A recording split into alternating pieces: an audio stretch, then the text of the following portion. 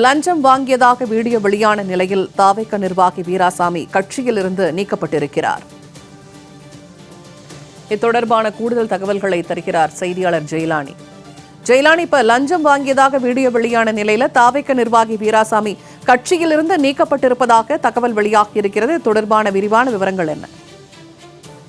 வணக்கம் பூர்ணிமா.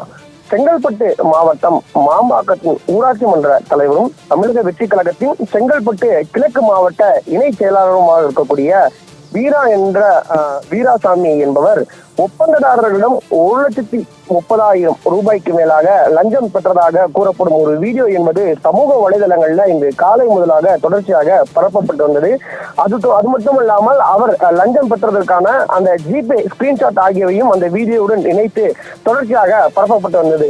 இந்த நிலையில தற்போது தமிழக வெற்றி கழகத்தின் சார்பில் அவர் மீது ஒழுங்கு நடவடிக்கை என்பது எடுக்கப்பட்டிருக்கிறது. குறிப்பாக சென்னை அடுத்த செங்கல்பட்டு மாவட்டத்தின் செங்கல்பட்டு கிழக்கு மாவட்ட செயலாளர் தினகரன் என்ற தீனா தற்போது அவர் மீது ஒழுங்கு நடவடிக்கை மேற்கொண்டிருக்கிறார். குறிப்பாக தமிழக வெற்றி கழகத்திற்கு களங்கம் விளைவிக்கும் வகையில நடந்து கொண்டதன் காரணமாக செங்கல்பட்டு கிழக்கு மாவட்ட இணை செயலாளராக பதவி வகித்து வந்த வீராசாமி இன்று முதல் கட்சியில் இருந்து அடிப்படை உறுப்பினர் மற்றும் அனைத்து பொறுப்புகளில் இருந்தும் நீக்கப்படுவார் என்பதாக அவர் அறிவிப்பு வெளியிட்டிருக்கிறார்.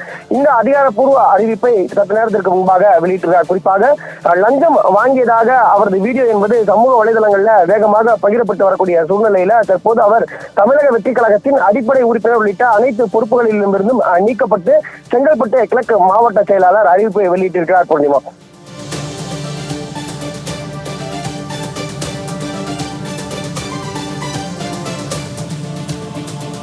தகவல்களை பகிர்ந்து கொண்டமைக்கு நன்றி ஜெயலானி.